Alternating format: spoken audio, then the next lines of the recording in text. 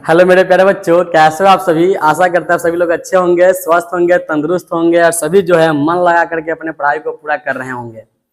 मैं रंजन कुमार आज आप सबका फिर से स्वागत करता हूं यूट्यूब के इस नए प्लेटफॉर्म पर जिसका नाम है रंजन ऑनलाइन क्लासेज। प्यारे बच्चों, जो भी बच्चे हमारे इस वीडियो को देख रहे हैं और जिन्होंने हमारे चैनल को अभी तक सब्सक्राइब नहीं किया है वो सभी यूट्यूब पे जाके सर्च कीजिएगा @रंजन ऑनलाइन क्लासेस 26। तो आपके सामने ये वाला इंटरफेस ओपन हो जाएगा। इसके ओपन होने के बाद यहाँ पे जो सब्सक्राइब लिखा हुआ है इसको आप लोग जोरदार तरीके से प्रेस कर दीजिएगा और इसके बेल आइकन को भी प्रेस कर लीजिएगा, जिसके कारण हम जो भी वीडियो अपलोड करेंगे उन सबका नोटिफिकेशन आप तक सबसे पहले पहुंचेगा, जिसको देख करके आप अपने पढ़ाई को और भी ज्यादा बेहतरीन कर सकते हो। तो चलिए शुरू करते हैं आज का हमारा सेशन। बच्चों, आज का जो हमारा सेशन है वो है हिंदी। और हिंदी में आपको जो है ना, जैसा कि आप लोग जानते हो आपके पास हिंदी का कक्षा 10 का है ना 2 किताब होंगे। एक किताब मोटी वाली होगी जिसको हम लोग गोधूली कहते हैं, जो आपके पास होंगी वो गोधूली भाग 2 होगी, है ना। और एक आपके पास पतली वाली किताब होगी जिसका नाम क्या है, वर्णिका है। इसमें आपको टोटल 5 चैप्टर पढ़ने हैं और इस गोधूली का आपका 2 खंड है। एक आपका गद्य खंड है और एक आपका काव्य खंड है। गद्य में आपके 12 चैप्टर है और काव्य में भी आपके 12 चैप्टर है। यानी कि इस प्रकार से आपको जो है टोटल कक्षा 10 में बिहार बोर्ड कक्षा 10 का आपको 29 चैप्टर पढ़ने हैं। और मैं आप सबों को वो 29 चैप्टर पढ़ाने वाला हूं इस YouTube पर, बिल्कुल फ्री में पढ़ाने वाला हूं। आप सभी बच्चे मेरे वीडियो को देखिएगा, है ना। वहां से आपको बहुत सारी जानकारी प्राप्त होगी। हम कभी भी आपको रट्टा मारने के लिए नहीं बताएंगे, नहीं कहेंगे। आप बस वीडियो को पूरा देख लीजिए, इसमें से A to Z बात आपके दिमाग में जाकर सीधा सीधा छप जाएगी, इसकी हमें पूरी गारंटी है। एग्जाम में भी आपके जितने भी क्वेश्चन पूछे जाएंगे इस चैप्टर सबसे आपसे 100% यानी कि 100% गारंटी के साथ कहता हूं कि आपसे पक्का वो बन ही जाएगा। ठीक है ना। हमारे इस वीडियो को बस पूरा देख लीजिएगा, आपको अच्छी तरीके से वो समझ में आ जाएगा। तो चलिए शुरू करते हैं आज का हमारा सेशन, है ना। गोधूली भाग 2 का काव्य खंड का, है ना, जो प्रथम चैप्टर है जिसका नाम है राम नाम बिनु बिरथे जग जन्मा। और इनके जो कवि है कौन है, गुरु नानक जी है। मतलब गुरु नानक जी लिखे हुए हैं, क्या चीज लिखे हुए हैं कि राम नाम बिनु बिरथे जग जन्मा। वो तो पढ़ेंगे ही हम, उससे पहले जानते हैं गुरु नानक जी के बारे में कि ये कौन थे, है ना। ये कौन थे, इनका जन्म कब हुआ था, कहाँ हुआ था, उनके बारे में हम पढ़ने वाले हैं। ठीक है। गुरु नानक जी अगर बात करते हैं सबसे पहले बात, तो गुरु नानक जी क्या है, सिखों के कह सकते हैं प्रथम गुरु थे। सिखों के प्रथम गुरु कौन है, गुरु नानक जी है। और सिखों के 10वें गुरु कौन है, तो सिखों के 10वें गुरु थे हमारे बिहार में उनका जन्म हुआ था, जिनका नाम था गुरु गोविंद सिंह, है ना। गुरु गोविंद सिंह जो आजकल है ना गुरुद्वारा के नाम से पटना में क्या विख्यात है। तो हम पढ़ने वाले हैं सिखों के प्रथम गुरु गुरु नानक जी के बारे में। गुरु नानक जी का जो जन्म हुआ था 1469 ईस्वी में हुआ था। कहाँ हुआ था, तलवंडी ग्राम में हुआ था, जो कि जिला पड़ता है लाहौर। लाहौर चला गया पाकिस्तान में। मतलब सही बात आपने सोचा है कि लाहौर अभी कहाँ है, पाकिस्तान में, वर्तमान में पाकिस्तान में है। यानी कि गुरु नानक जी का जो जन्म हुआ था 1469 ईस्वी को हुआ था। तलवंडी ग्राम था इनका और इनका जिला कौन सा था, लाहौर था। इनका जन्म जो स्थान है, उनका जन्म स्थान अभी जो है नानकाना साहब के नाम से फेमस है। जिस प्रकार से पता है ना आपको कि पटना का जो गुरुद्वारा है, गुरु गोविंद सिंह जी का जो जन्म जहां पे हुआ था पटना में, तो वो जगह क्या कहलाता है आजकल, गुरुद्वारा के नाम से क्या है आपका प्रसिद्ध है। तो इनका जन्म स्थान जो है नानकाना साहब के नाम से क्या है, प्रसिद्ध है, जो अब पाकिस्तान में पड़ता है। क्योंकि लाहौर कहाँ है, पाकिस्तान में है। तो अभी के हिसाब से लाहौर कहाँ चला गया, पाकिस्तान में चला गया। इनके पिताजी का नाम क्या है, कालूचंद खत्री है ना। और माता जी का नाम क्या है, तृप्ता, और पत्नी का नाम है सुलक्षणी। यहां से देखो बाबू, यहां से जो है कवि परिचय, आपसे जो है कवि परिचय भरपूर मात्रा में पूछेगा। मतलब क्वेश्चन जब भी बनते हैं वो कवि परिचय से लेकर के ही बनाते हैं। सो आपको कवि के बारे में जानना पड़ेगा, समझना पड़ेगा और उनको याद रखना पड़ेगा। ठीक है। एक बार फिर से वापस हम रिकॉल कर लेते हैं, ठीक है ना। चैप्टर जो हम पढ़ने जा रहे थे जिसका नाम था राम नाम बिनु बिरथे जग जन्मा, इनके जो कवि है उनका नाम है गुरु नानक। और ये जो है सिखों के प्रथम गुरु है। और इनका जन्म कहाँ हुआ था, तलवंडी ग्राम में हुआ था। जिला इनका लाहौर था, पाकिस्तान में, जो कि अभी कहाँ है, पाकिस्तान में है। इनका जो जन्म स्थान है वो नानकाना साहब के नाम से क्या है, प्रसिद्ध है। गुरु नानक जी का जन्म 1469 में, तलवंडी ग्राम, जिला लाहौर। इनका जन्म स्थान नानकाना साहब स्थान कहलाता है, जो अब पाकिस्तान में है। इनके पिताजी का नाम हो गया कालूचंद खत्री और माता जी का नाम हो गया तृप्ता और पत्नी का नाम हो गया सुलक्षणी। यहां तक आपको जो है समझ में अच्छे से आ गया होगा। इनके पिता चाहते थे कि इनका जो है काम, इनका जो है मन कहाँ लगे, व्यवसाय में लगे। कहाँ लगे, व्यवसाय में। लेकिन इनको व्यवसाय में मन लगा ही नहीं। ये क्या बोले हैं, इनके पिता ने इन्हें व्यवसाय में लगाने का बहुत उद्यम किया, किंतु इनका मन कहाँ चला गया, भक्ति की तरफ चला गया, भक्ति भावना की तरफ चला गया, झुकता गया भक्ति की तरफ। ठीक है, ये जो है हिंदू और मुसलमान दोनों के समान क्या है, धार्मिक उपासना पर ये बल देते हैं। मतलब इनके नजर में हिंदू और मुस्लिम कुछ भी नहीं है, सभी क्या है, एक ही समान है ना। क्या है, दोनों के दोनों एक ही समान है। और ये जो है हिंदू और मुसलमान दोनों धर्म का क्या करते हैं, है ना, बराबर रूप से कह सकते हैं उपासना करते हैं। इसके बाद अगर बात किया जाए तो गुरु नानक ने व्यापक देशाटन किया है और क्या है, मक्का मदीना तक की यात्रा किया है। आपको पहले ही बोल चुके हैं, इसमें क्या चीज बोला गया है कि ये जो थे हिंदू मुसलमान दोनों की समान धार्मिक उपासना पर बल देते हैं। सो ये जो है मुस्लिम के प्रसिद्ध जगह जिसको बोला गया मक्का मदीना, वहां तक की इन्होंने यात्रा की हुई है। मुगल सम्राट बाबर, आपको पता ना चाहिए कि भारत में सबसे पहला मुगल का नींव रखने वाला व्यक्ति कौन था, बाबर था। उसी का बेटा बाबर के बाद हुमायूं, अकबर, जहांगीर, शाहजहां, औरंगजेब, बहादुर शाह जफर, ये सब थे। तो मुगल का नींव रखने वाले जो बाबर थे, उनसे इनका क्या हुआ है, मुलाकात हुआ है। इनका गुरु नानक जी का। गुरु नानक ने सिख धर्म का क्या है, प्रवर्तन किया है। मतलब ये जो है सिख धर्म के थे। होते हैं ना, जैसे कि हिंदू मुस्लिम सिख ईसाई आपस में सब भाई भाई ऐसे बोलते हैं ना हम लोग नारा में। तो ये क्या है, सिख धर्म के क्या है, ये गुरु है, जिनका नाम है गुरु नानक। गुरु नानक ने पंजाबी के साथ हिंदी में भी क्या है, बहुत सारे कविताएं लिखी है। अब सिख धर्म जो होते हैं वो पंजाब में ज्यादातर है ना। तो ये जो है पंजाबी भाषा के साथ साथ हिंदी भाषा में भी इन्होंने क्या किया है, कविताएं लिखी हुई है। इनकी हिंदी में आपको ब्रज भाषा और खड़ी बोली जो है दोनों का मेल मिलेगा। इनके भक्ति और विनम्र के पद जो है बहुत ही मार्मिक है। मार्मिक का मतलब जब आप इसके पद को पढ़ोगे ना तो लगेगा ये पूरी तरीके से जो है ना भगवान के प्रति समर्पित है ना। भगवान के प्रति, ईश्वर के प्रति क्या है, पूरी तरीके से यह समर्पित है। इसके अलावा और भी कुछ लिखा हुआ है कि इनके दोहों में जीवन के अनुभव, क्या बोले हैं, इनके दोहों में जीवन के अनुभव उसी प्रकार से गुथे हुए हैं जैसे कबीर की रचनाओं में आपको मिलेगा, है ना। लेकिन इन्होंने उलटबासी शैली नहीं अपनाई। इनके उपदेश के अंतर्गत गुरु की क्या क्या महत्ता होती है, संसार की क्षण भंगुरता और ब्रह्म क्या है, ब्रह्म की सर्वशक्तिमत्ता, नाम जप की महिमा, ईश्वर की सर्वव्यापकता आदि आपको बात सुनने को मिलेगा इस चैप्टर में। आपको इनकी रचनाओं का संग्रह याद रखिएगा।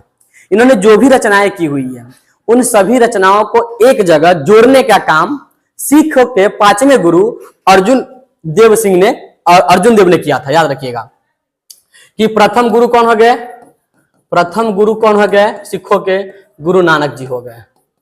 सिखों के, किसकी बात कर रहे हैं, सिखों के प्रथम गुरु कौन हो गए, गुरु नानक जी। अगर बात करते हैं 5वें गुरु का, 5वें गुरु कौन हो गया, तो 5वें गुरु हो गया अर्जुन देव। कौन हो गया, अर्जुन देव।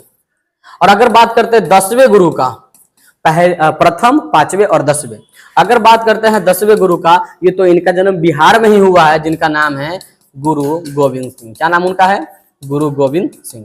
इस चीज को आप लोग याद रखिएगा, ठीक है ना। प्रथम गुरु कौन है, प्रथम गुरु कौन है, गुरु नानक जी है। और 5वें गुरु कौन है, 5वें गुरु हो गए अर्जुन देव जी हो गए। और 10वें गुरु कौन हो गए, गुरु गोविंद सिंह जी हो गए, ठीक है ना। तो गुरु नानक जी के द्वारा क्या बोले हैं, गुरु नानक जी के द्वारा जितने भी काव्य लिखी गई हैं, जितने भी काव्य का रचना किया गया है, उन सबको एक जगह जुट करने का काम किसने किया है, अर्जुन देव जी ने किया था, जो कि सिखों के 5वें गुरु है, 1604 में किया था। और यही जो एकजुट कर दिया काव्य का संग्रह, उन्हीं काव्य का संग्रह को क्या बोला गया है, गुरु ग्रंथ साहिब बोला गया, ठीक है। गुरु नानक की जो रचनाएं हैं, जैसे होते हैं विशेषकर मुख्य रचनाएं, तो इनके द्वारा मुख्य जो रचनाएं हैं, जिनका नाम है जपू जी, आशा दीवार, रहिरास और सोहिला, ये सब हो गए। कहते हैं कि 1539 में इन्होंने अपने प्राण त्यागे थे। और जिस समय ये इनका प्राण निकल रहा था, इनके मुख से सिर्फ एक ही शब्द निकल रहा था, वाह गुरु। क्या, वाहे गुरु, क्या बोलेंगे इसको, वाहे गुरु। इसलिए आप लोग सुनिएगा, अधिकतर सुनिएगा कि जो भी पंजाबी व्यक्ति होते हैं ना, उनके मुख से हमेशा निकलता रहता है वाहे गुरु, है ना। एक मूवी सब आपने देखा होगा, पंजाबी मूवी सब, है ना, उसमें कहते हैं वाहे गुरु जी की सौगंध हम तुमको काट के छोड़ेंगे, है ना। वाहे गुरु ये जो है इनके जो है शब्द है, क्योंकि गुरु नानक जी जो है है मरने के टाइम में, मरने समय इनके मुख से क्या निकला था? वाहेगुरु शब्द निकला था। इस प्रकार से महात्मा गांधी जी के बारे में क्या बोला जाता है कि जब वो मरे थे तो उनके मुख से राम निकला हुआ था, हे राम, है ना। उसी प्रकार से गुरु नानक जी जब मरे हुए थे तो उनके मुख से क्या शब्द निकला था? वाहेगुरु। वाहेगुरु कहते हुए क्या किए थे? इन्होंने अपने प्राण को त्याग दिए थे। ठीक है, आई होप आपको समझ में आ रहा होगा। निर्गुण निराकार ईश्वर के उपासक गुरु नानक, हिंदी की निर्गुण भक्ति धारा। आपसे पूछेगा ये किस भक्ति धारा के कवि है ना, गुरु नानक जी किस भक्ति धारा के कवि है, तो बोलिएगा निर्गुण भक्ति धारा के क्या है? कवि है, एक प्रमुख कवि है। पंजाबी मिश्रित ब्रज भाषा में रचित इनके पद आपको सरल और सच्चे हृदय, ध्यान देना, ये जो भी कुछ लिखे हैं ना एकदम सच्चे हृदय से लिखे हैं, बनावटी कुछ नहीं लिखे हैं, दिखाने के लिए बाह्य आडंबर इनका कुछ भी नहीं है। जो भी कुछ लिखे हैं एकदम सच्चे हृदय की भक्ति भावना में डूब करके तब लिखे हैं।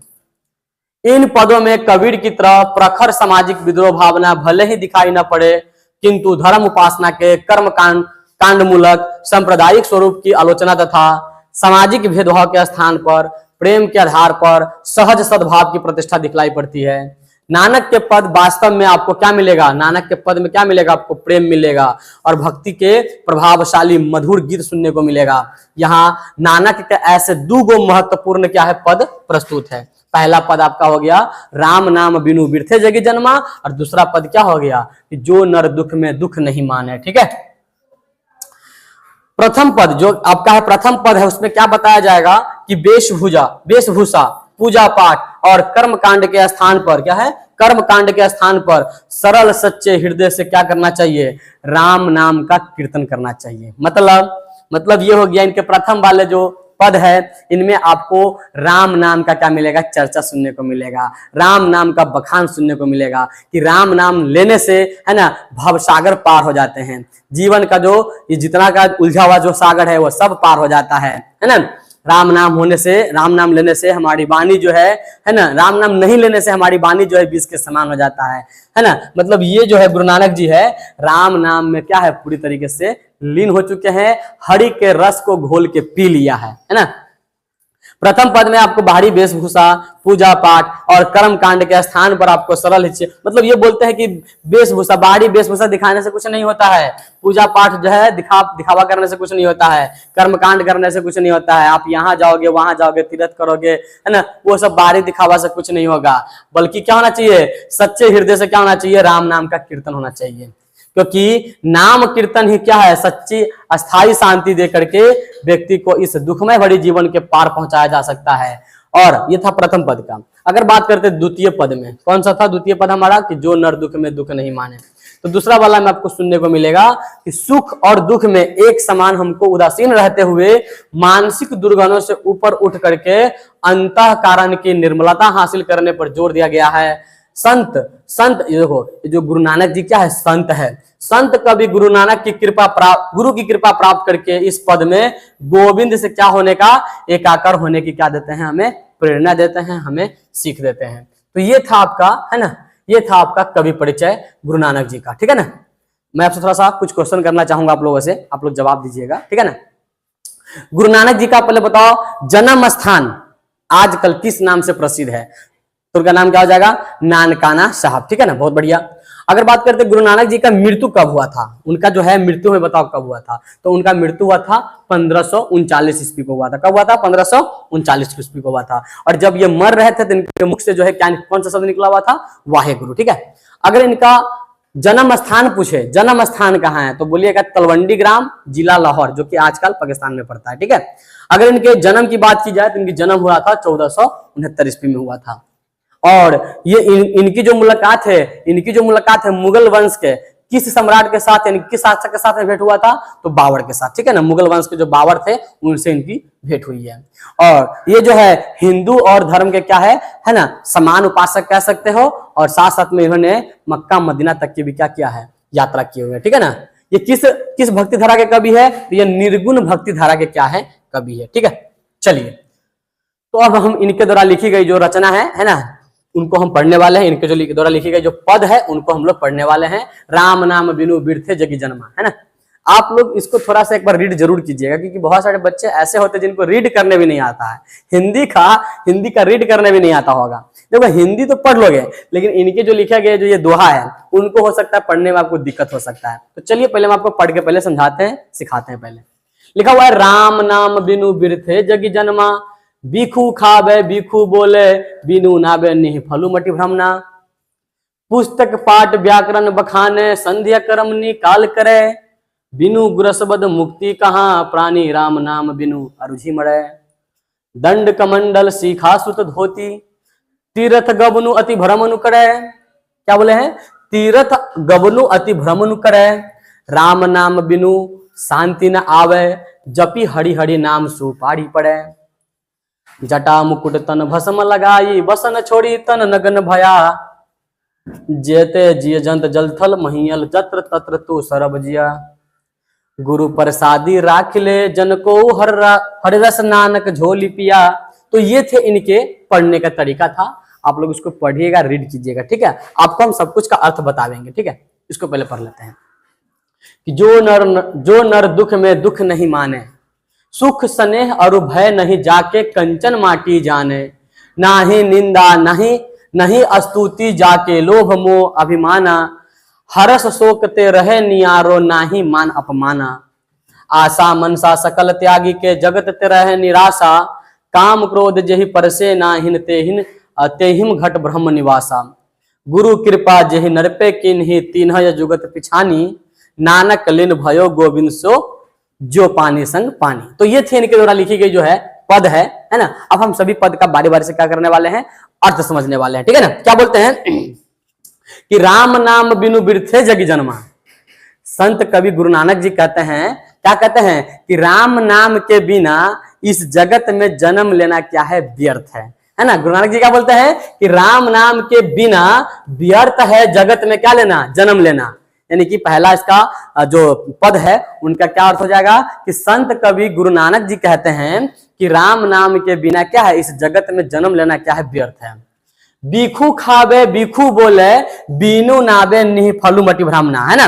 कहते हैं कि बिना राम नाम के हम क्या खाते हैं, बीख खाते हैं, विष खाते हैं। और हमारी वाणी भी क्या हो जाती है, बिना राम नाम के विष के समान हो जाती है। और क्या कहता है, बिनु नाबे निहि फलु मटि भ्रमना, राम नाम के बिना हमारा जीवन क्या है, निष्फल है, और हमारा मति जो क्या जाता है, भ्रमित हो जाता है। मतलब कि गुरु नानक जी क्या है, पूरी तरीके से लीन हो चुके हैं राम नाम के कीर्तन में। राम नाम के कीर्तन में गुरु नानक जी क्या हो चुके हैं, पूरी तरीके से लीन हो चुके हैं। और क्या क्या बोल रहे हैं कि राम नाम के बिना क्या है, व्यर्थ है इस जगत में जन्म लेना, है ना। राम नाम के बिना हम जो भी खाते हैं वो विष के क्या है, समान है। उनके नाम के बिना हम जो कुछ भी बोलते हैं वो विष के समान है ना। और क्या है, बिना राम नाम के कह सकते हो हमारा जीवन क्या है, निष्फल है ना। हमारी मति क्या रहती है, बिना नाम के भ्रमित रहती है। तो ये जो है पूरी तरीके से क्या है, राम नाम के कीर्तन में क्या है, लीन हो चुके हैं। राम के नाम में क्या हो चुके हैं, पूरी तरीके से यह भक्ति भाव में उसके डूब चुके हैं। पुस्तक पाठ व्याकरण बखाने, संध्या क्रम निकाल करे, बिनु गुरसबद मुक्ति कहाँ, प्राणी राम नाम बिनु अरुझि मरे। गुरु नानक जी कहते हैं कि पुस्तक का पाठ करने से, व्याकरण का भी पाठ करिए, कोई दिक्कत नहीं है। पुस्तक का पाठ कीजिए, व्याकरण का पाठ कीजिए, और तीनों समय क्या कीजिए, संध्या कालीन उपासना करिए, कोई दिक्कत नहीं, करिए। लेकिन बिना गुरु के मुक्ति कहाँ, बिनु क्या है, बिनु गुरसबद मुक्ति कहाँ, कहाँ प्राणी राम नाम बिनु अरुझि मरे। यानी कि कहते हैं कि बिना गुरु के मुक्ति कहाँ, है ना। और प्राणी जो है राम नाम के बिना क्या होता है, इस संसार के माया मोह में क्या होता है, उलझ करके मर जाता है, ठीक है ना। इनका ये कहना है कि पुस्तक पाठ व्याकरण बखाने, संध्या क्रम निकाल करे। पुस्तक पढ़ना चाहिए, कोई दिक्कत नहीं है। व्याकरण भी बखान करना चाहिए, कोई दिक्कत नहीं है। तीनों समय संध्या कालीन उपासना भी करिए, ये भी करिए, कोई दिक्कत नहीं है। लेकिन बिना गुरु के मुक्ति नहीं मिल सकती है। और प्राणी जो है राम नाम के बिना क्या जाता है, इस संसार के माया मोह में उलझ करके मर जाता है। चलिए, दंड कमंडल सीखा सुत धोती, तीर्थ गबनु अति भ्रमु करे। कहता है हाथ में डंडा लेने से, कमंडल को लेने से, और टिक्की को बढ़ा लेने से, टिक्की सीखा मतलब टिक्की होता ही है, और जनेऊ को धारण करने से, धोती पहन करके तीर्थ जाने से, ये सब करने से कुछ नहीं होगा। राम नाम बिनु शांति ना आवे, बिना राम नाम के भैया शांति आपको मिल ही नहीं सकती है ना। जपी हरि हरि नाम सुपारी पड़े, है ना। राम नाम लेने के बाद ही आपका जो ये भवसागर है उसको आप पार कर सकते हैं, माया मोह के जंजाल से आप छुटकारा पा सकते हैं। इनका कहना है, गुरु नानक जी कहते हैं, क्या कहते हैं कि डंडा लेने से, कमंडल धारण करने से, है ना, जो शिखा होते हैं, जो टिक्की होते हैं उसको धारण करने से, और जो है जनेऊ होते हैं, गिरुआ वस्त्र होता है, धोती होता है, इन सबको पहन करके तीर्थ करने से कुछ नहीं होगा। बिना राम नाम के आपको शांति नहीं मिलेगा, है ना। और उनका नाम लेने के बाद ही आप क्या कर सकते हो, हरि का नाम लेने के बाद भी, हरि के नाम लेने के बाद ही आप क्या कर सकते हो, इस भवसागर को आप पार कर सकते हो, अर्थात इस माया मोह के जंजाल को आप क्या कर सकते हो, पार कर सकते हो, उनसे आप छुटकारा पा सकते हो, ठीक है ना। यानी कि गुरु नानक जी जो है पूरी तरीके से क्या है, राम के लिए क्या है, समर्पित है, राम नाम के लिए क्या है, समर्पित है। जटा मुकुट तन भस्म लगाई, वसन छोड़ी तनि नग्न भया, जेते जिय जंत जल थल महियल, जत्र तत्र तू सरब जिया। आपने देखा होगा हमारे घर के आसपास ही कुछ व्यक्ति ऐसे आते हैं, ढोंगी कह सकते हो, ढोंगी बाबा बन करके आते हैं, है ना। हाथ में डंडा ले लेता है, कमंडल ले लेता है, टिक्की बढ़ा लेता है, जनेऊ धारण कर लेता है, गिरुआ वस्त्र पहन लेता है ना। उसके बाद जो है पूरा शरीर पर क्या करेगा भैया, क्या करेगा, है ना, भस्म लगा लेगा। क्या कर लेगा, भस्म लगा लेगा। और जटा को तो ऐसे बढ़ा कर रखेगा ना जैसे कि एकदम मुकुट टाइप का लगेगा देखने में, यानी कि जटा को क्या करता है, मुकुट बना के रख लेगा, और जो पूरे शरीर पे क्या करेगा, भस्म लगा लेगा। वसन छोड़ी, कुछ कुछ तो ऐसे होते हैं, बाबा लोग होते हैं जो पूरे कपड़े को त्याग कर देते हैं, वसन त्याग करके, कपड़ा त्याग करके क्या कर लेता है, तन नग्न भया, तन को पूरा नग्न कर लेता है। कहते ना, ऐसे बहुत सारे अपने बाबाओं को देखा होगा जो ढोंगी बन के, ढोंगी के क्या करते हैं, कार्य करते हैं, ढोंगी बन करके लोगों क्या करते हैं, लूटने का, खसोटने का काम करते हैं, धर्म के नाम पर उसको लूटने का काम करते हैं। यानी कि जटा को बढ़ा लेता है, मुकुट के समान कर लेता है ना, पूरे शरीर में, पूरे तन में क्या करता है, भस्म को लगा लेता है और कपड़े को छोड़ देता है, तन नग्न भया, है ना। तो जेते जिंत जल थल महियल, इस पृथ्वी पर, इस क्या कह सकते हो, स्थल पर रहने वाले जल में, थल में जो भी जीव रहते हैं, जत्र तत्र तु सरब जिया, जितने भी ये सब जीव जंतु है, सब उन्हीं की कृपा से क्या है, जीवित है, सब राम नाम की कृपा से क्या है, जीवित है। गुरु प्रसादी राख ले जन को, हर्रस नानक झोली पिया। जो भी व्यक्ति है ना, गुरु शब्द को क्या करता है, पा लेता है, राम नाम को पा लेता है ना, उनका भवसागर पार हो जाता है। और नानक स्वयं ने क्या किया है, नानक जी स्वयं क्या किया है, हरिरस को क्या किया है, एकदम उनको पी लिया है, हरि के नाम को पी लिया है, राम के नाम को पी लिया है। मतलब ये पूरी तरीके से जो है राम नाम के जो है कीर्तन में क्या है, लगे हुए हैं, है ना। पूरे सच्चे हृदय से जो है राम का नाम लेता है, हर जगह पर जो है उन्हीं का गुणगान करता है, और उनको जो है ना, प्रसाद समझ करके उनके रस को, हरि के रस को क्या कर लिया है, पी लिया है। क्लियर है मेरी बातें। तो ये थे आपके इस पद का भावार्थ था। चलिए अब दूसरा, इसको थोड़ा सा हम समझ लेते हैं। पहले यहाँ पे लिखा हुआ है कि गुरु नानक कहते हैं कि जो राम के नाम का स्मरण नहीं करता है, उसका संसार में आना और मानव शरीर पाना दोनों क्या है, व्यर्थ है। बिना कुछ बोले हमारा जो विष होता है, बिना कुछ बोले विष का पान करता है, तथा माया रूपी जो है मृग क्या है, मृग तृष्णा में भटकता हुआ मर जाता है। अर्थात राम का गुणगान न करके वह इस माया जाल में फंसता रहता है। शास्त्र पुराण की चर्चा करना, यानी कि था ना पुस्तक पाठ व्याकरण बखाने, है ना, सुबह शाम एवं दोपहर तीनों समय जो है क्या करना, संध्या वंदना करना। नानक लोगों से कहता है कि गुरु यानी कि भगवान का भजन किए बिना व्यक्ति को संसार से मुक्ति नहीं मिल सकती है, तथा सांसारिक माया जाल में उलझ करके उसको रह जाना पड़ता था। ये थे आपके जो है ना, क्या थे, प्रथम वाला जो पद था उसका भावार्थ था। और भी था हमारा उसमें कि दंड कमंडल शिखा सुध होती, ऐसे प्राणी जो बाहरी दिखावा करते हैं, है ना, उसके लिए डंडा, कमंडल, शिखा, जनेऊ, गिरुआ वस्त्र धारण करके तीर्थ यात्रा करता है, लेकिन राम नाम का भजन किए बिना उसको जीवन में शांति नहीं मिल सकती है। भगवान का नाम लेकर के लोग क्या करते हैं, अपने पैर को पूजवाते रहते हैं, कहता है ना कि आप पे कृपा बनी रहेगी, और आदमी क्या करता है, उसका पैर छू लेता है, पैर से प्रणाम कर लेता है। यानी कि जो व्यक्ति जो है अपने भगवान का नाम लेकर के पैर को पूजवाते रहते हैं, वे अपने को क्या कहते हैं, संत कहलवाने के लिए जटा क्या करते हैं, जटा बनाते हैं, मुकुट बना करके शरीर में राख लपेट करके वस्त्र को त्याग करके नग्न हो जाते हैं। संसार में जितने भी जीव जंतु है उन जीवों में ही क्या है, उन जीवों में जन्म लेते रहते हैं। इसीलिए जो है कवि कहते हैं, यहाँ पे कवि आएगा, गुरु नानक जी आएंगे। यहाँ पे गुरु नानक जी कहते हैं कि भगवान की कृपा को ध्यान में रख करके ये जो नानक है राम नाम का क्या है, घोल को पी लिया है, ताकि आसर संसार से क्या हो जाए, उनको मुक्ति मिल जाए। ठीक है, तो ये था आपके प्रथम पद का, है ना, भावार्थ था। अब हम बात करने वाले हैं दूसरे वाले पद का। क्या बोले हैं इसमें, चलिए आगे देख लेते हैं। लिखा होगा यहाँ पे, ठीक है, जो नर दुख में दुख नहीं माने, है ना, इसको थोड़ा सा पढ़ते हैं। कहता है जो नर दुख में दुख नहीं माने, जो व्यक्ति दुख में दुख को नहीं मानता है। देखो ना, अक्सर क्या होता है पता है कि जब आदमी को सुख आता है ना तो खूब हंसता है, खेलता है और खिलखिलाता है ना, 10 जगह अपना मन से कुछ भी बिना बोले बोलते रहेगा। लेकिन अगर उस व्यक्ति के जीवन में कहीं भी थोड़ा सा दुख आता है तो फिर क्या करता है, वो व्यक्ति मुंह हाथ फुला के बैठ जाता है और भर दिन रोते रहता है, भगवान को कहता रहता है, भगवान ये आपने क्या कर दिया, मुझे ये दुख दे दिया। देखो भाई, जीवन है तो जीवन में सुख और दुख का आना तो तय है ना, जीवन में सुख और दुख आते ही रहते हैं। आदमी को इस चीज को स्वीकार करना चाहिए, मनुष्य को इस चीज को स्वीकार करना चाहिए। सत्य है, जिस प्रकार से मृत्यु सत्य है उसी प्रकार से व्यक्ति के जीवन में सुख और दुख भी क्या है, सत्य है, वो तो आने तय है। तो कहता है जो व्यक्ति दुख में नहीं घबराता है, दुख में दुख को नहीं मानता है, सुख स्नेह अरु भय नहीं जाके कंचन माटी जाने, जिसको सुख से, स्नेह से, है ना, डर से कोई मतलब नहीं है, मतलब इन सभी में वो क्या रहता है, अपने आप को एकदम शून्य करके रखता है। कंचन माटी जाने, जो सोने को भी क्या समझता है, कंचन की, जो सोने को भी क्या करता है, माटी के समान समझता है। आपने देखा होगा ऐसे बहुत कम व्यक्ति हैं, जैसे कि जो व्यक्ति तपस्या करने वाले व्यक्ति होते हैं, जो एकदम अच्छे वाले क्या होते हैं, साधु संत होते हैं, जो हिमालय की पर्वतों की गोद में जो है बैठा हुआ है, पूरे संसार के मोह माया को त्याग करके कहाँ बैठे हुए, वो तपस्या में लीन है, भक्ति में लीन है, प्रभु के नाम में क्या है, वो लीन है। उनके सामने अगर आप हीरा भी रख दोगे, सोना भी रख दोगे, तब भी उसको कोई है जो है, न लोभ है उनको, है ना, न उसी, मतलब ऐसे व्यक्ति बहुत ही कम है इस दुनिया में। और जिनको भी अगर इस तरह का भावना आ गया कि जिनको भी दुख में, जो भी व्यक्ति दुख को दुख नहीं मानता है, सुख स्नेह अरु भय, यानी कि जिसके लिए सुख स्नेह डर, है ना, ये सब से उनका कोई मतलब नहीं है, जो सोने को भी क्या करता है, मिट्टी के समान समझता है। अगला क्या कहता है, नहीं निंदा नहीं स्तुति जाके, मतलब किसी का निंदा करना, अगर किसी व्यक्ति का बुराई भी करते हो तब भी उसको कोई फर्क ना पड़े। अगर किसी को आप जो है झूठ मूठ का क्या बोलते हैं, उसको प्रशंसा करना, इतना करने के बावजूद उस व्यक्ति के अंदर किसी भी प्रकार का परिवर्तन ना हो, है ना,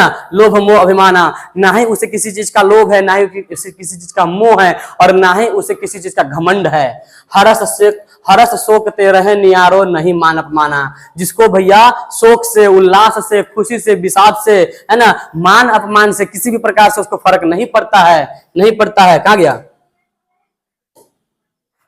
नहीं पड़ता है। आशा मनसा सकल त्यागी के जगते रहे निराशा, है ना, आशा मनसा क्या बोला है, सकल त्यागी के जगते रहे निराशा, काम क्रोध जेहि परसे नाही ते घट भ्रम निवासा, जिसको काम क्रोध से कोई मतलब स्तुति नहीं है ना, कोई लेना देना नहीं है, ऐसे व्यक्ति के जो है क्या होते हैं, घट में क्या होते हैं, ब्रह्म जी का निवास करते हैं। ऐसे व्यक्ति के आत्मा में क्या होता है, ब्रह्मा का क्या होता है, निवास होता है। मतलब कि होता है कि जो व्यक्ति दुख में दुख को नहीं मानता है ना, जो व्यक्ति दुख में दुख को नहीं मानता है, जिस व्यक्ति के लिए सुख स्नेह, है ना, डर भय, इस सबसे कोई मतलब नहीं है, जो सोने को भी क्या समझता है, मिट्टी के समान समझता है, जिसको निंदा करने से फर्क नहीं पड़ता है, जिसको, है ना, प्रशंसा करने से भी फर्क नहीं पड़ता है, जिसको ना लोभ है, ना मोह है, ना किसी चीज का घमंड है ना, जिसको शोक से, है ना, खुशी से, उल्लास से, इन सब से कोई मतलब नहीं है, और ना ही उसको मान सम्मान से मतलब है, ना ही उसको अपमान से कोई मतलब है। ठीक है ना, आशा मनसा सकल त्यागी के जगत रहे निराशा, है ना, काम क्रोध, जिनको काम क्रोध इन सब से जो है किसी भी प्रकार का कुछ परिवर्तन होता ही नहीं है, ऐसे व्यक्ति के हृदय में क्या होता है, हृदय में क्या होता है, ब्रह्म जी का निवास होता है। ठीक है ना, गुरु कृपा जेहि नरपे किन्हीं तीन्ह जगत पिछानी, नानक लीन भयो गोविंद सो जो पानी संग पानी। जिस भी व्यक्ति को यह वाला जो युक्ति है समझ में आ जाता है, उन्हें जिस भी क्या है, यह जुगाती, मतलब ये जो युक्ति है समझ में आ जाता है, नानक लीन भयो गोविंद सो, नानक जी क्या है, बिल्कुल जो है उस तरह से राम के नाम में डूब चुके हैं, जिस प्रकार से पानी क्या है, पानी के साथ मिल चुका है। ठीक है ना, इसका थोड़ा सा हम लोग यहाँ पे भावार्थ लिखे हुए हैं, आप लोग यहाँ से देख के समझ सकते हो।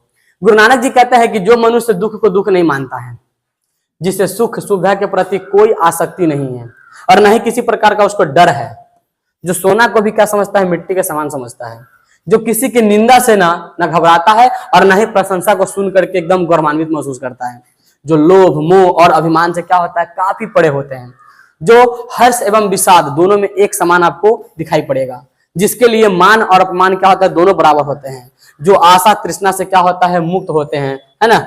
ऐसे व्यक्ति को जिसने काम क्रोध को भी क्या कर लिया है, वश में कर लिया है, वैसे मनुष्य के हृदय में क्या होता है, ब्रह्म का निवास होता है। अर्थात जो मनुष्य राग दोष मान अपमान सुख दुख निंदा स्तुति हर स्थिति में एक समान रहता है, वैसे मनुष्य के हृदय में क्या होता है, ब्रह्म का निवास करता है। गुरु नानक जी का कहना है कि जिस मनुष्य पर ईश्वर की कृपा होती है वह सांसारिक विषय वासनाओं से क्या होता है, स्वतः मुक्ति पा जाता है। इसीलिए नानक ईश्वर के चिंतन में लीन होकर के उस प्रभु के साथ एकाकर हो गए हैं, यानी आत्मा परमात्मा से उनका मिल गया है। जैसे पानी के साथ पानी मिलकर के एकाकर हो जाता है, उसी प्रकार से गुरु नानक जी का जो आत्मा है वो परमात्मा के साथ मिल करके क्या हो चुका है, एकाकर हो चुका है। ठीक है, तो ये थे इस चैप्टर का आपका भावार्थ था, है ना, जो कि आपको हमने करवा दिया। अब इसकी बारी है किसकी, अब इसका जो बारी है वो ऑब्जेक्टिव क्वेश्चन का है। ठीक है ना, यहाँ पे क्वेश्चन भी हम लोग पढ़ेंगे, पहले इसका हम लोग ऑब्जेक्टिव देख लेते हैं। ठीक है, चलिए इसका हम लोग ऑब्जेक्टिव देख लेते हैं। उम्मीद करते हैं आपको इसका भावार्थ अच्छे से समझ में आया होगा। ठीक है, तो चलिए ये जो चैप्टर का देख सकते हो 2025 में पूछा गया है ना, 24 में पूछा गया है, मतलब हर साल जो है एग्जाम में आपको इस चैप्टर से क्वेश्चन पूछे ही जाते हैं। ठीक है, तो चलिए बात करते हैं पहला क्वेश्चन का। पहला क्वेश्चन क्या कहता है कि गुरु नानक को किस मुगल सम्राट से क्या है मुलाकात हुआ था। बताए थे आपको, इनको जो मुलाकात हुआ था वो बाबर से हुआ था। किससे हुआ था, बाबर से हुआ था।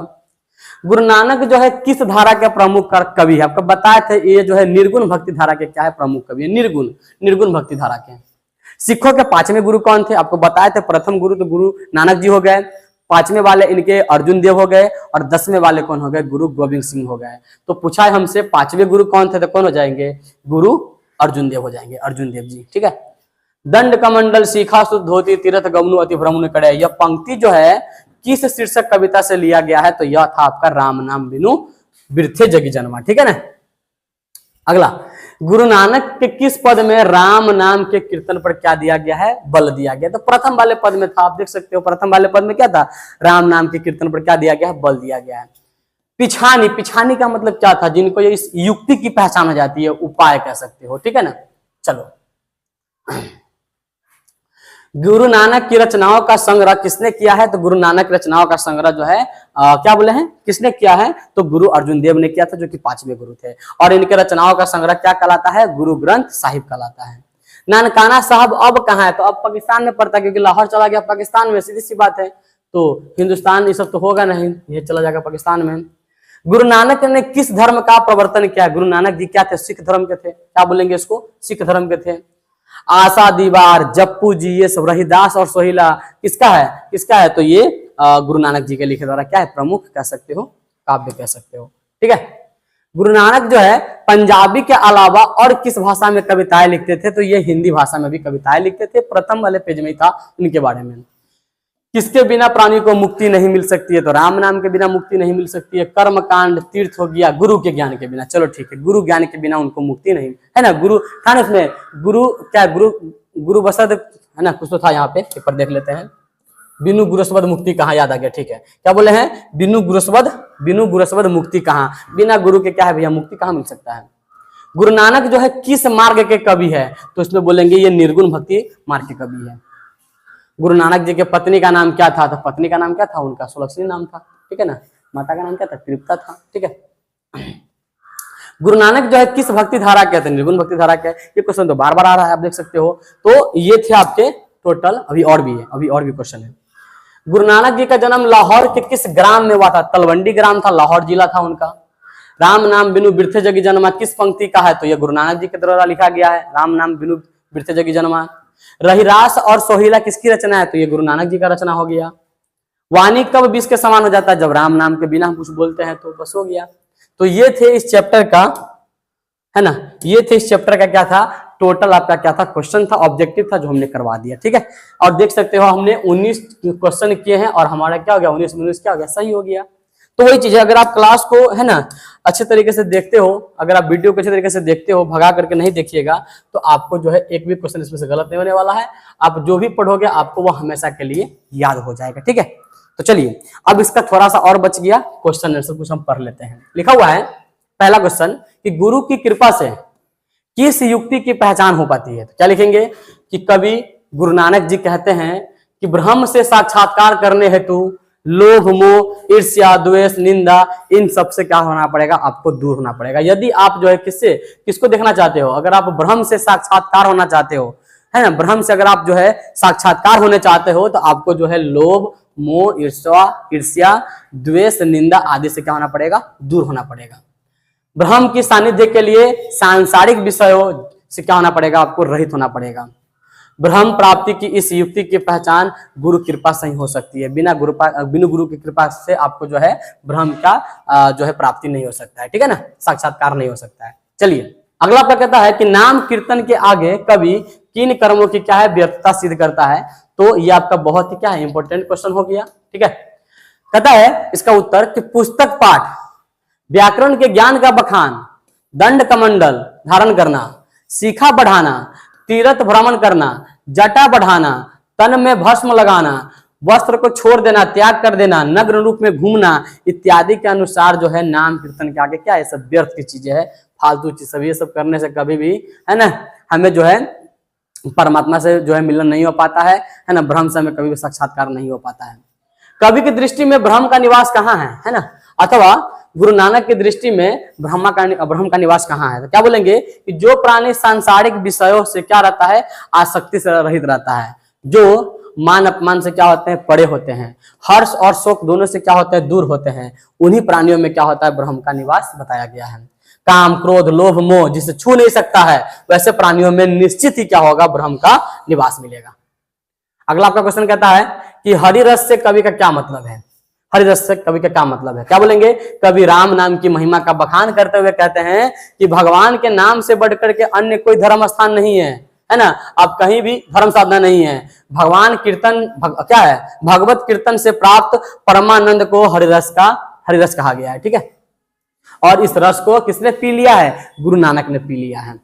प्रथम पद के आधार पर बताइए कि कवि ने अपने युग में धर्म साधना के कैसे कैसे रूप देखा है, अपने कैसे कैसे रूप देखा। वही जो हमने देखा है, डंडा ले लेता है, कमंडल ले लेता है, शिखा को बढ़ा लेता है, माथे पर क्या करेगा, भस्म लगा लेगा, तन में भस्म लगा लेगा, वस्त्र को छोड़ देगा, यही सब है। प्रथम पद में कवि के अनुसार शिखा बढ़ाना, ग्रंथों का पाठ करना, व्याकरण वाचन, भस्म रमा करके साधु वेश धारण करना, तीर्थ करना, दंड कमंडलधारी होना, वस्त्र त्याग करके नग्न रूप में घूमना कवि के युग में क्या है, धर्म साधना के रूप है। ठीक है, आधुनिक जीवन में उपासना के प्रचलित रूपों को क्या करना है, देखते हुए नानक के इन पदों की क्या क्या है, क्या प्रासंगिकता है, अपने शब्दों में विचार करें। लिखेंगे क्या कि नानक के पद में वर्णित जो राम नाम है उसकी महिमा आधुनिक जीवन में क्या है, प्रासंगिक है। हरि कीर्तन सरल मार्ग है जिसमें न अत्यधिक धन की आवश्यकता होती है और न ही हमें बाह्य आडंबर की आवश्यकता होती है। आज भगवत नाम रूपी रस का पान किया जाए तो जीवन में उल्लास मिलेगा, खुशी मिलेगा, शांति मिलेगा, परम आनंद की प्राप्ति होगी, सुख तथा ईश्वरीय अनुभूति को सरलता से प्राप्त किया जा सकता है। ठीक है, चलिए एक आपका और क्वेश्चन है अभी आपका, कहता है कि राम नाम गुण बिरथे जग जन्मा और जो नर में दुख नहीं माने, इसका सारांश लिखना है। मतलब देखो भैया, जितना आपको सारांश बोले हैं दोनों का दोनों लिखना पड़ेगा। तो लिखेंगे क्या कि पाठ्य पुस्तक में गुरु नानक जी के 2 पद संकलित है, राम नाम बिनु बिरथे जगी जन्मा, और दूसरा क्या था कि जो नर दुख में दुख नहीं माने। प्रथम पद में गुरु नानक ने क्या बताया है कि बाहरी वेशभूषा, पूजा पाठ, कर्मकांड, इन सब के स्थान पर आपको निश्चल है ना, बिना किसी छल का, निर्मल हृदय से, बहुत ही कोमल हृदय के साथ आपको राम नाम के कीर्तन करना चाहिए, उस पर जोर दिया गया है। गुरु नानक ऐसा मानते हैं कि राम नाम कीर्तन से ही व्यक्ति को क्या मिल सकता है, परमानेंट अस्थायी सुख की प्राप्ति हो सकती है, शांति की प्राप्ति हो सकती है, और उसके जितने भी सांसारिक दुख है, दर्द है ना, वो सब मिट सकता है। दूसरे पद में गुरु नानक जी ने यह बताया है कि अगर आप उदासीन है ना, उदास है, उदासीन रहते हुए में अपने जो है मानसिक दुर्गुणों से ऊपर उठ करके अंतःकरण को विष शुद्ध कर विश्व शुद्ध और निर्मल रखना चाहिए, क्योंकि इसी स्थिति में जो है गोविंद से एकाकार होने की संभावना रहती है। गुरु नानक कहते हैं कि राम नाम के बिना इस संसार में जन्म लेना ही व्यर्थ है। राम नाम के बिना हम विष खाते हैं, हम विष बोलते हैं, अर्थात राम नाम के बिना हमारा खाना जहर के समान हो जाता है और हमारी वाणी भी क्या है, जहर के समान होती है ना। कहता है पुस्तक पढ़ने, शास्त्रों पर चर्चा करने, संध्याकालीन उपासना करने से हमें मोक्ष की प्राप्ति नहीं होती है। राम के बिना हम विभिन्न जंजालों में उलझ करके मर जाते हैं। जीवन में अगर अस्थायी शांति और धार्मिक बाह्य आडंबर और तीर्थाटन करने से नहीं प्राप्त होती है, राम नाम के जपने से ही ये सब हमको प्राप्त हो जाती है। भवसागर पार करने का सबसे अच्छा और सरल मार्ग क्या है, राम नाम का जप करना। गुरु नानक कहते हैं कि जो नर दुख में दुख नहीं मानता है, सुख दुख में जो हमेशा क्या रहता है, एकदम उदासीन बन के रहता है, जिनको क्या है भय, जिसके लिए क्या होता है, एक समान होता है, जो सोने और मिट्टी में अंतर नहीं समझता है, हर्ष और शोक जिसके लिए क्या हो जाते हैं, अलग अलग नहीं होते हैं, वह नर गुरु की कृपा प्राप्त करता है और उससे ही प्रभु का क्या होता है, सानिध्य सुख की प्राप्ति मिलती है। ठीक है ना। तो ये था आपका इस क्वेश्चन का जवाब था। पूरा सारांश लिखना था तो थोड़ा सा कहीं ना कहीं बड़ा तो होने ही वाला है उसका आंसर। ठीक है। अब आपसे पूछेगा कि जो नर दुख में दुख नहीं माने, इस कविता का क्या लिखना है, भावार्थ लिखना है। जो लाइन लिखा है ये VVI है आपका, तो लिखिएगा क्या कि प्रस्तुत पंक्ति हमारे, है ना, ऐसे करके लिख दीजिएगा, थोड़ा सा अच्छा लगेगा कि प्रस्तुत पंक्ति हमारे गोधूली भाग 2 के, है ना, क्या बोले हैं, गोधूली भाग 2 के काव्य खंड के अध्याय फर्स्ट से क्या किया गया, संकलित किया गया है, जिसके कवि कौन है, गुरु नानक जी है। और वो कहते हैं कि, क्या कहते हैं कि ईश्वर की निर्गुणवादी सत्ता को स्वीकार करते हुए जो मनुष्य दुख को दुख नहीं मानता है, अर्थात दुख में जीवन में भी क्या होता है, समान रूप में रहता है, उसी का जीवन क्या है, सार्थक है। जिसके जीवन में सुख डर भय नहीं आता है, अर्थात इस परिस्थिति में, है ना, इस परिस्थिति में भी क्या रहता है, वो जो है तटस्थ रहता है, मानसिक दुर्गुणों को दूर करता है, लोभ से रहित सोने को भी माटी के समान समझता है, वही प्रभु की कृपा प्राप्त कर सकता है। जो मनुष्य न किसी की निंदा करता है, न किसी की स्तुति करता है, लोभ मोह अभिमान से क्या रहता है, दूर रहता है, न सुख में प्रसन्नता जाहिर करता है और न संकट में कभी वो क्या होता है, हताश होता है, तथा मान अपमान से क्या होता है, वो व्यक्ति रहित होता है, वही ईश्वर भक्ति के सुख को क्या कर सकता है, प्राप्त कर सकता है। ठीक है। उसका अर्थ यही था, किसका, इस वाले जो लाइन का है कि जो नर दुख में दुख नहीं माने, इसका अर्थ वो था। चलिए अगला, निम्नलिखित पंक्तियों का क्या लिखना है, सप्रसंग व्याख्या करना है। कौन सा है कि आशा मनसा सकल त्यागी के जगत तरह है निराशा, काम क्रोध जही परसे नाही तेहि घट ब्रह्म निवासा। लिखेंगे कि प्रस्तुत पदांश हमारे कौन है, कवि गुरु नानक जी देव द्वारा रचित राम नाम बिनु बिरथे जगी जन्मा पाठ से जो है लिया गया है। उपयुक्त पंक्ति में संत कवि गुरु नानक जी कहते हैं कि, क्या कहते हैं कि जिसने आशा आकांक्षा और सांसारिक मोह माया को त्याग कर दिया है, जिसके जीवन में काम क्रोध के लिए कोई जगह नहीं है, अर्थात जो विगत काम और क्रोध रहित है, उसकी अंतरात्मा में ही क्या होता है, ब्रह्म जी का निवास करता है। ठीक है।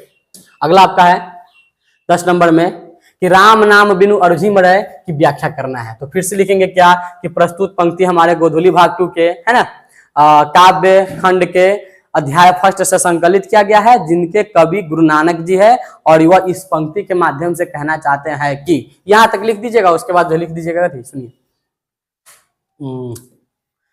क्या लिखिएगा कि गुरु नानक जो है निर्गुण निराकार ईश्वर के उपासक तथा हिंदी की निर्गुण भक्ति धारा के प्रमुख कवि है। यहाँ राम नाम की महत्ता पर क्या है, प्रकाश डाला गया है। कौन सा पंक्ति भाई, कौन सा पंक्ति पे, कि राम नाम बिनु अरुझि मरै। ठीक है ना, राम नाम के बिना क्या है, आदमी जो है जीवन के इस सांसारिक से मोह माया में उलझ करके क्या हो जाता है, मर जाता है। प्रस्तुत व्याख्यान पंक्ति में निर्गुणवादी विचारधारा के कवि गुरु नानक राम नाम की गरिमा मानवीय जीवन में कितनी है, इसके बारे में क्या करते हैं, उजागर करते हैं सच्चे हृदय के साथ।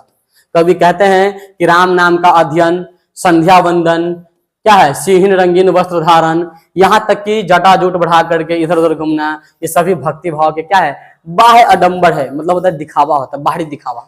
इससे जीवन सार्थक कभी भी नहीं हो सकता है। राम नाम की सत्ता को स्वीकार नहीं करते हैं, तब तक मानवीय मूल चेतना उजागर नहीं हो सकता है। राम नाम बिना बहुत से सांसारिक कार्यों में उलझ करके व्यक्ति क्या होता है, जीवन लीला को समाप्त कर लेता है। ठीक है।